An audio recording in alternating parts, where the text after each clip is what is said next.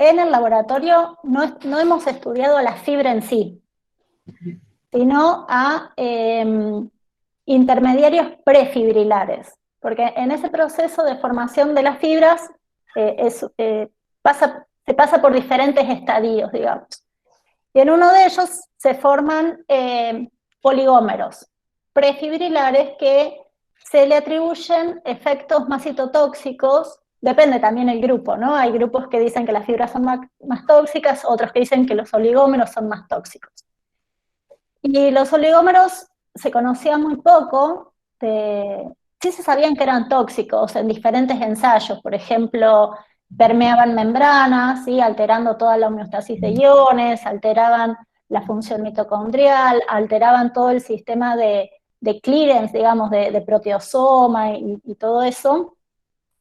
Se sabía que hacen todo eso, al igual que oligómeros prefibrilares de otras proteínas amiloidogénicas, pero estructuralmente, que es un poco lo que hacemos nosotros, no se conocía prácticamente nada. Sí se sabían que la proteína sinucleína en su estado nativo monomérico es una proteína que se conoce como intrínsecamente desordenada. Son estas proteínas que no tienen una estructura definida, tridimensional definida. Entonces pasa de tener esa conformación cuando está libre, digamos, o adquiere alfa hélice cuando está interaccionando con membranas, a ser beta en las fibras.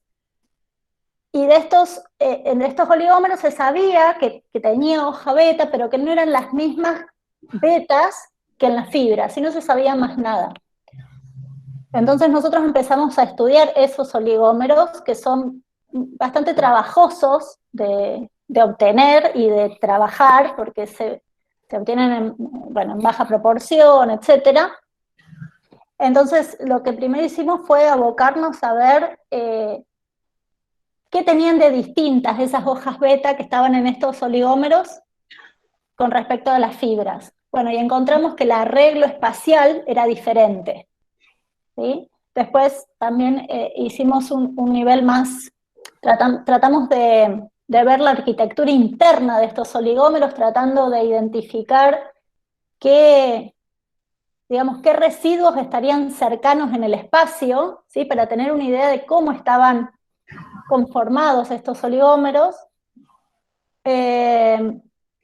y después cómo se podían estas hojas beta remodelar en el tiempo para pasar de una dada organización en el oligómero a otra organización en las fibras. Eso es un poco lo que hicimos, no sé si se entiende, no quiero dar detalles metodológicos porque quizás no tiene mucho sentido, pero sí me parece que la idea es lo importante, ¿no? Que tienen una estructura característica que los distingue de las fibras.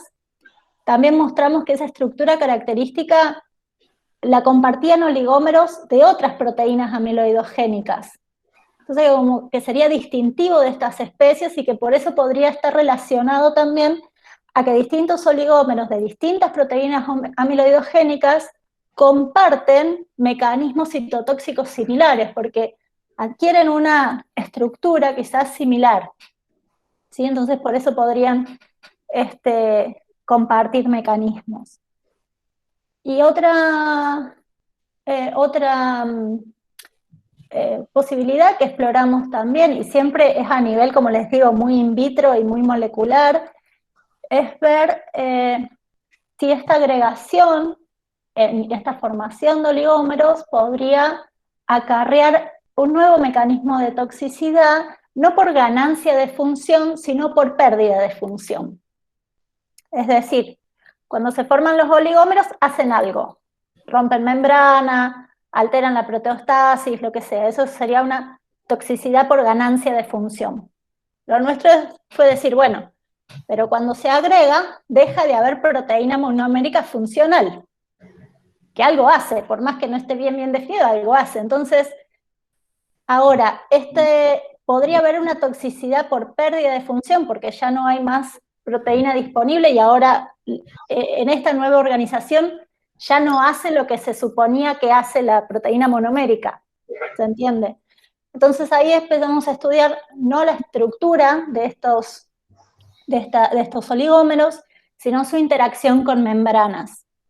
Entonces usamos en este caso técnicas de molécula única, y entonces, digamos, evaluamos en forma comparativa cómo interaccionaba la proteína monomérica o la proteína en estos oligómeros con membranas modelo, ¿no es cierto? Con vesículas de diferentes composiciones y tamaños que simulaban, por ejemplo, una vesícula sináptica o más una composición de membrana plasmática, etc. Entonces vimos que le alteraba la sensibilidad a curvatura, ¿sí? La proteína monomérica interacciona más con vesículas altamente curvadas, como son las vesículas pequeñas que tienen un radio similar a las vesículas sinápticas, y no con vesículas más grandes que son, así que eran más similares a membrana plasmática.